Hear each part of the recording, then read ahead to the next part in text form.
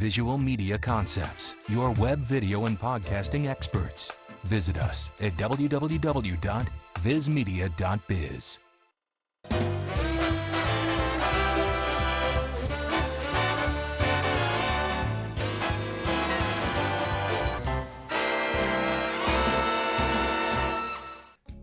Hi, I'm Bob Cannon, and today we're going to talk about incineration managers versus inspirational leaders. It's pretty well agreed that when you're hiring someone new, you hire for attitude. The skills that they need for any given job can be taught, but attitude is something that the people have to begin with. Why is it then that we do such a lousy job as managers of fostering that positive attitude after they come to work for us? Management books never talk about demeanor. The truth of the matter is, demeanor for leaders is incredibly important. When I began my management career, it became fairly obvious to me that I could influence the entire office just by my demeanor. If I walked into the office like this, I could have everybody positive and upbeat for the whole day.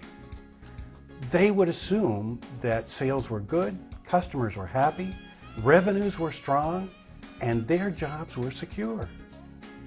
If, on the other hand, I came in like this, they would act the same way.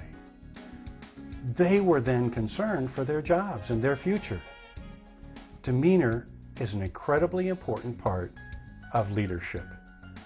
Management books never talk about language either. But the truth of the matter is, language is important in fostering positive attitudes. When you come in and you talk about problems, you put everybody into a downer. No one likes to talk about problems. It is so much more positive to talk about possibilities and opportunities and options. And when you have a dialogue like that, everyone's inspired and moves forward in a positive manner. The third thing that management books don't talk about is involvement. And in fact, in this day and age when everybody is working leaner and meaner, we're trying to do things in such a hurry that it's sometimes easier to make a decision and then delegate that decision for implementation.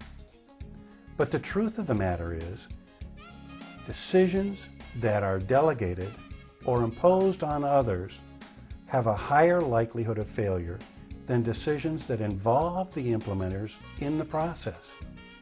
If you involve people from the beginning, they'll take ownership and there'll be much more accountability and alignment behind the decision, leading to a successful implementation.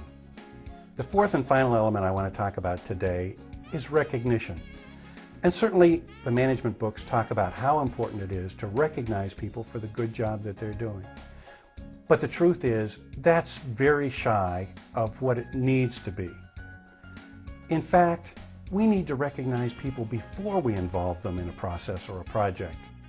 If you recognize people and their skills and aptitudes prior to beginning a project, you're setting a higher level of expectation, and those people will rise up to that level of expectation. If you don't set any expectations, or if your expectations are low, people will perform at a lower level. So it's critically important that you go beyond recognition after the job is done to recognize the people and the skills before you begin the job. Most managers hire for attitude because they understand how critical it is to the success of any endeavor. Sadly, however, few managers truly understand what it takes to foster that positive attitude throughout the course of the work experience. I'm Bob Cannon, and I help organizations turn managers into better leaders. If you'd like to find out more about how to foster positive attitudes in your people, feel free to contact me at aim@cannonadvantage.com or learn more on my website at www.cannonadvantage.com.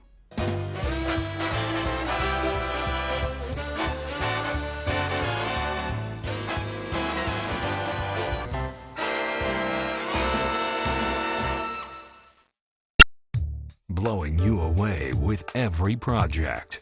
Visual Media Concepts.